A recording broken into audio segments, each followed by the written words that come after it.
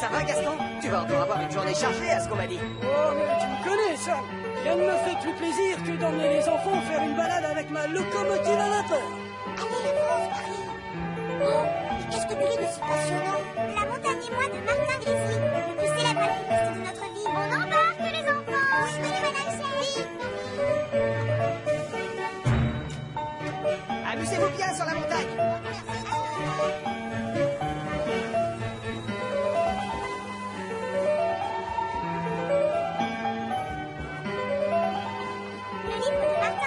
Génial.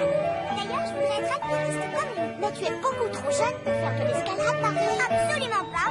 Et je parie qu'il me laissera gravir la montagne de Pontypandy tout à l'heure. Tu verras, j'irai au sommet. Moi, je parie qu'il refuse. Tu as lu le chapitre où il saute au-dessus de la crevasse en plein visage alors qu'il a seulement un léger t-shirt sur le dos? Oui, chef. Là, j'en suis au moment où il escalade la paroi de glace avec son petit couteau à peur. Oh, quel courage il a, cet homme. Et voilà. Martin est sûrement très brave, mais Sam le pompier est le plus courageux de Pontypandy. Oui, c'est ça, pompier. C'est ce que tu crois. Bonjour. Belle journée pour faire de l'escalade, hein? Ouais. Allez, on commence? Entendu, là. Suivez-moi, les enfants. Ceci est un mur d'entraînement. Et aujourd'hui, vous allez apprendre comment on se déplace sur une paroi rocheuse en vous servant de toutes ces petites prises que vous voyez ça et là. Mettez le pied dessus. Dis, c'est ça la montagne de Pontypandy dont tu parlais? Et le secret pour ne pas tomber, c'est garder son corps collé à la paroi, comme ça. À votre tour. Qui veut essayer en premier? Vas-y, doucement, d'accord? Et rappelle-toi... C'est bon, je sais. Je dois garder mon corps collé à la paroi, comme ça. Maintenant, je peux essayer sur une vraie paroi, s'il te plaît? Non, pas encore, Manon. Tu dois d'abord continuer à t'entraîner sur des parois un peu plus petites. Là, à qui tout? Tu sais, ça m'étonnerait que tu escalades la montagne de Pontypandy cet après-midi. Alors là, tu te trompes, je vais le faire. Donne-moi 1 heure ou 2. Là, ça devrait suffire. Fais-moi descendre, Elvis. Martin, lui, a fait à monter tout là-haut sans se servir de la nacelle. Oui, mais... D'accord, peut-être bien. Mais ça m'étonnerait qu'il sache éteindre les feux aussi bien que notre ami Sam. Non, évidemment. Mais Sam n'a pas de livre qui raconte toutes ses plus belles aventures. Oh, merci, tu viens de me donner une idée. Moi aussi, je vais écrire un livre et je raconterai les aventures de Sam, le meilleur soldat du feu de l'univers. Ça y est, je commençais à comprendre comment il... Oh, je suis parfaitement rapide et c'est évident. Moi, j'adore. C'est très facile. Je suis très fier de vous, car c'est rigolo de s'entraîner sur ce mur, hein? Maintenant, je vais vous laisser pour aller escalader une vraie paroi. Très bien. Je vous donne 1 heure pour vous amuser. Vous pouvez aller au centre d'activité montagnard ou alors manger votre goûter dehors. D'accord, madame Chef? Et toi, tu vas escalader quelle paroi, on peut savoir? La face nord de la montagne de Pontypandy. C'est là-bas que je vais m'entraîner tous les jours. Mais tu peux revenir me voir quand tu veux. Tu es faite pour faire de l'alpinisme. Tu es sincère? Je reviendrai, c'est sûr. Je donnerais n'importe quoi pour escalader la montagne avec lui. Il a dit que j'étais douée, j'ai bien entendu. Peut-être que si je le suis, il me laissera grimper avec lui. Je t'explique. Je fais des recherches pour mon livre. Il va s'appeler Le courage, l'âme et le cœur. Et je raconterai tes exploits. Tu écris sur moi? Je ne vois pas l'intérêt de faire ça, Elvis. Ce sera un tout petit livre. Non, au contraire, Sam. Je vais parler de tes sauvetages les plus impressionnants. Et je te prie de croire que ça aura du succès. Et si je commençais par la fois où Nicolas s'est retrouvé le pied coincé dans un seau? Eh bien, je lui ai juste dit d'enlever sa chaussure. Ça n'a rien d'intéressant. Mais je trouvais ça passionnant. Mais ne t'en fais pas, Sam. Je vais me rappeler un jour où tu as fait preuve de courage. Non! Je le vois nulle part. Martin! Martin! Où es-tu? Si je veux continuer, il va falloir grimper jusqu'en haut. J'ai trouvé, Sam. J'ai trouvé. Tu te souviens du jour où tu es allé sauver Dolly dans la tour d'entraînement? Mais c'était pour de faux, et tu le sais, je ne vois pas l'intérêt. Julie, j'adore ce livre. Oh, je viens de lire le chapitre dans lequel Martin escalade le glacier avec 3 cure-dents. Oh, Quand on pense qu'il était parti tout seul, c'est fou. Qu'est-ce qu'il est brave. Oh oui, il est brave. Si seulement j'arrivais à me souvenir des exploits de Sam, on pourrait comparer les deux. c'est dur. J'aurais dû rester en bas avec les autres. Et maintenant, qu'est-ce que je fais?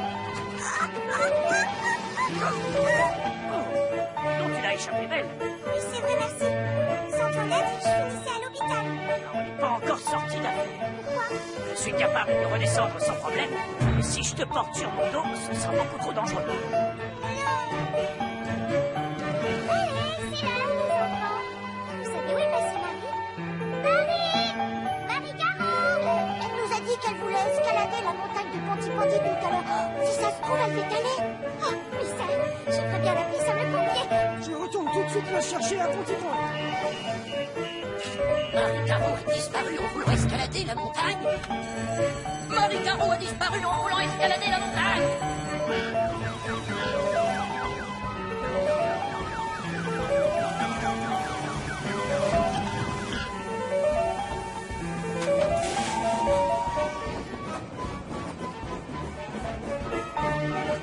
On a une enfant coincée sur une des parois de la montagne, Tom. J'y vais.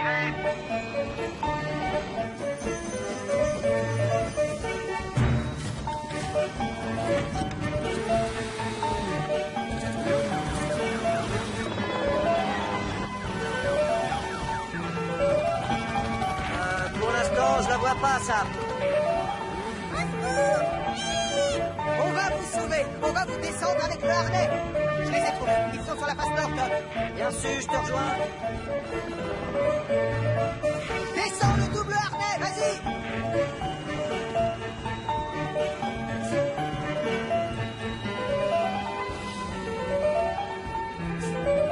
On se retrouve en bas, ça.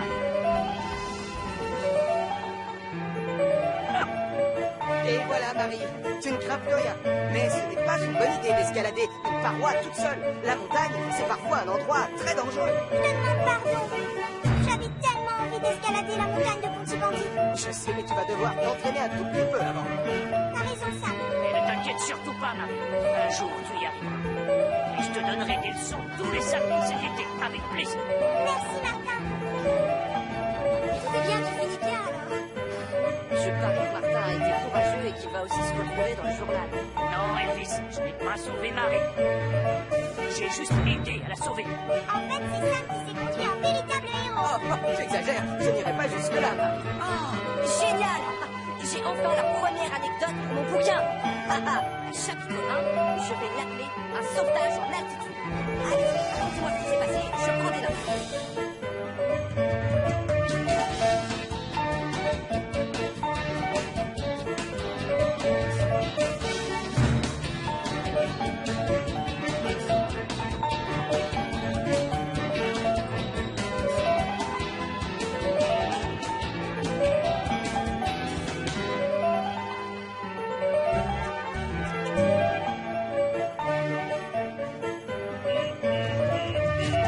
À chaque signal d'alarme, ça me garde toujours son calme. Crie très fort en moins de danger, ça sera là pour te sauver. Sans hésitation, sans peur, c'est le pompier, ça lui fait notre bonheur. Le pompier, ça toujours prêt à t'aider. Ça, c'est notre héros à nous. Nicolas, Fabien, dépêchez-vous. Tristan vient d'arriver avec les autres pionniers de Pontypandy. Oh, désolée, maman, mais j'étais en train de tirer mes chaussures. Non, mais quel menteur, Fabien. T'essayais pas de non-stop au jeu de pompier sur ta console. Nicolas, tu dois lâcher ces consoles, je te l'ai déjà dit. C'est mauvais pour les yeux. Mais maman, c'est vive les soldats du feu. J'en connais un rayon sur les pompiers grâce à ce jeu. Je n'ai plus besoin d'aller à la caserne avec les autres pour avoir mon badge de pompier. Ne raconte pas de bêtises, Nicolas. Être un pompier dans un jeu vidéo, ça n'a rien à voir avec le fait d'en être un pour de vrai. C'est exactement ce que j'ai dit, Tom. Non, là, c'est toi qui mens. Tout ce que t'as dit, c'est donne-moi la console, maintenant c'est mon tour. Ça suffit, tous les deux, et donnez ça à Tristan. On ne sait jamais, il pourrait avoir ça. Compte sur nous, Tom. Bien, voilà le programme. La bande des petits pionniers de Pontypandy doit passer tout à l'heure. Alors, j'ai besoin de 2 volontaires pour les aider à gagner leur badge de pompier. Oh, je peux le faire, chef. Je les adore, les petits pionniers de Pontypandy. C'est une mauvaise idée, Morillon. Hier soir, tu avais promis de nous cuisiner ton succulent pâté à la viande pour le dîner. Oh, oui, c'est vrai. D'ailleurs, depuis, je ne pense plus qu'à ça. Et moi donc. Bon, d'accord. Je m'occuperai du dîner, alors. Hein? Les enfants sont déjà là. Si on allait les accueillir. Et moi, pendant ce temps, je vais couper mes oignons. Bonjour Sam, bonjour Julie. Comme prévu, je vous confie les pionniers. Je passerai les chercher à l'heure du goûter. D'ici là, je suis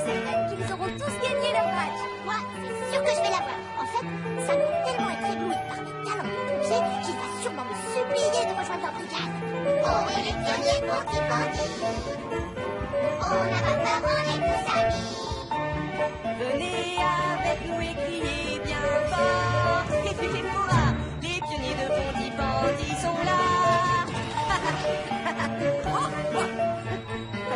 Oui, chef, j'ai juste un conseil à te donner. Nicolas Prime a passé l'après-midi à la caserne et c'est un estomac sur pattes. S'il sent l'œil de ton pâté, on peut lui dire adieu tout de suite. Si tu vois ce qu'on peut dire. Oh, je vous reçois 5 sur 5, commandant. N'ayez pas peur. Là où je vais le cacher, il ne le trouvera jamais.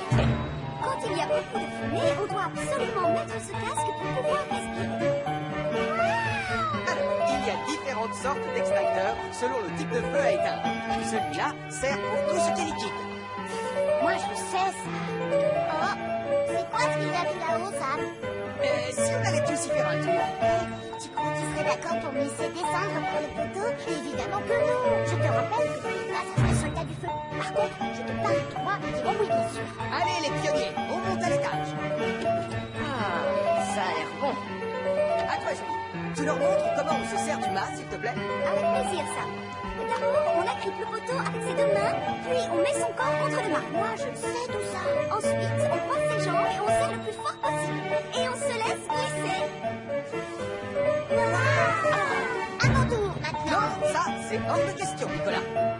On va éviter d'aller aux urgences aujourd'hui. Bien, et si on allait visiter le bureau du commandant Steele? Mais on va prendre les escaliers. Suivez-moi, les pionniers.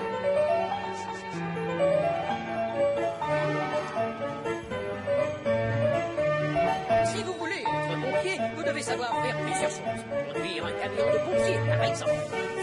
C'est idiot. Tout le monde est capable de conduire un camion. Tu parles. Ton homme t'a laissé descendre par le poteau. Je te parie que je sais conduire Jupiter. Hein, tu crois, Nicolas? Oh là là. D'accord, j'y vais.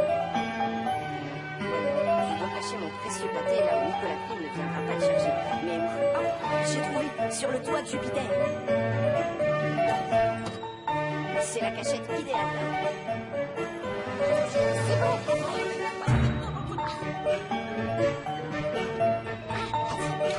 Dépêche-toi. Tu vois, je conduis, c'est hyper facile. Tu conduis pas pour de vrai, admets-le. Bien sûr que si. Oh, prenez la clé. Oh, alors? Tu es content? Maintenant, je conduis vraiment comme dans le jeu vidéo. Et j'espère pour toi que tu sais vraiment conduire un camion de pompier. Pourquoi? Parce que tu vois bien qu'on avance. Mais la principale qualité qu'on doit avoir quand on fait ce métier, c'est le don de l'observation. Vous devez être en alerte tout le temps et faire marcher votre cerveau à toute heure de la journée. Ah! Au secours! Comment on fait pour descendre la vitre, tu sais? Touche plus à rien! Tu risques d'appuyer sur l'accélérateur! De quoi tu parles? Ah! Oh! De la pédale! Juste sous ton pied! Nicolas était fou de joie à l'idée de passer tout un après-midi à la caserne. Quand il sera grand, peut-être qu'il travaillera chez les pompiers. Vous imaginez? Mon Nicolas, pompier comme ça! Oh! Je serais tellement fière de lui! Regardez! Le voilà qui s'entraîne à conduire le camion! Oh! Qu'est-ce que fait mon fils en volant d'un camion? Misère, je ferais mieux de prévenir Sam. Voilà ce qu'il faut savoir pour devenir un excellent pompier comme ça. Oh, reculez les jeunes pionniers. Je crois qu'on va devoir intervenir. Nicolas Prime a été vu en train de conduire Jupiter dans Ponty. Mais c'est impossible. Nicolas Prime a été vu en train de conduire Jupiter dans Ponty. Oh, mais enfin, il était là il y a encore 5 secondes. Je vais rester à la caserne pour surveiller les autres pionniers.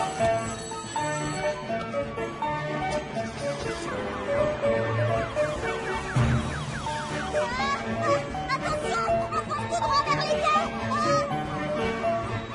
Oh non, mon pâté! On roule de plus en plus vite. Ils se dirigent vers les quais. Je vais essayer de les faire ralentir. Toi, Julie, tu passes devant, tu bloques les rues pour leur laisser le passage. Bien reçu, Sam.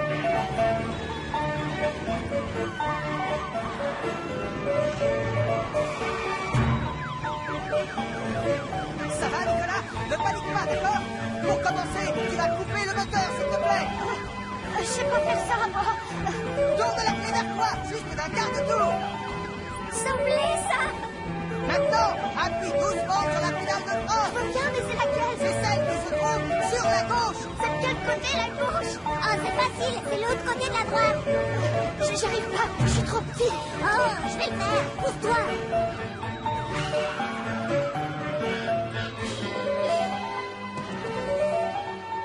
Nicolas, mon petit pompier d'amour, Mandrouille là. Mon pâté est sauvé. Oh, tu m'as fait, je sais pas. Pardon, maman.